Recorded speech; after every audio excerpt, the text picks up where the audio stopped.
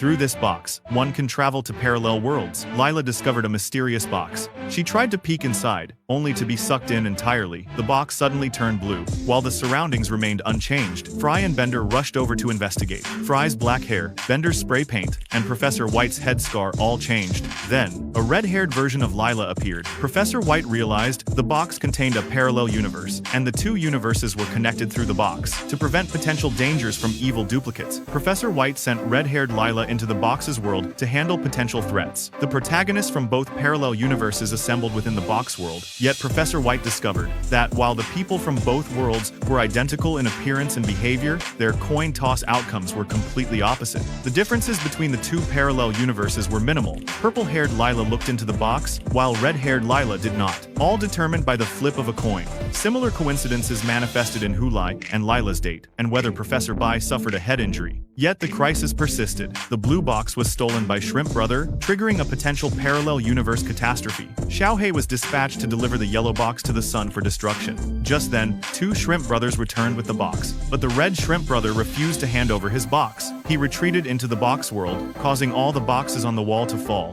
Professor White and his team swiftly searched across universes. Working together, at the last possible moment, Professor White found Shrimp Brother and reclaimed the box. He ensured a new container for the universe. Before the yellow box could be burned, everyone burst out of the boxes. To avoid embarrassment, in 40-degree weather, Stan stubbornly donned a full suit, only to pass out from the heat. That day, Stan received a party invitation from the chief, but his bulging belly and odd chin made casual wear look ridiculous, so he wore a full suit to the party. Seeing him so bundled up, the chief assumed he wasn't bothered by the heat, and put him in charge of the grill. The suit and grilling made Stan sweat buckets. He passed out from the heat. Everyone laughed at his clumsy appearance. Next Saturday, the chief hosted another barbecue. Roger planned to tailor casual clothes for him, perfectly fitting Stan's peculiar frame. It felt weightless on him. He thanked Roger, promising to join him for drinks later. At the party, Stan became the center of attention. The high spirits led to another round, but Stan forgot his promise to Roger. The next day at work, Stan still wore that casual outfit. The chief questioned why he wasn't in formal attire. Stan told him he'd wear whatever he wanted. Colleagues praised his confidence,